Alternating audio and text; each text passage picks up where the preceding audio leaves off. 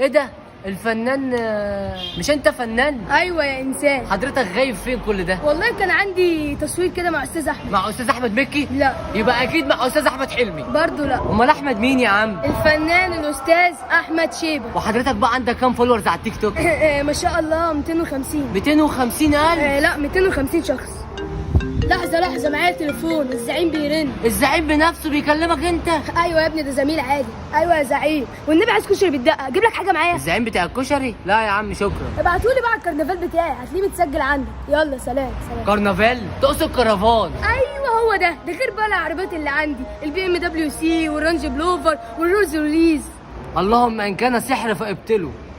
ولا بخه، ايه اللي خليك تسيب المحل وتمشي من غير ما تقول لي؟ بخه؟ ده شغال عندي في محل مكوى ب 60 جنيه في اليوم. انت قلت هتخليهم ب 65 جنيه يا معلم. نعم. محل مكوى؟ انت كمان لابس لي هدوم الفنان احمد شيبه. بحبه.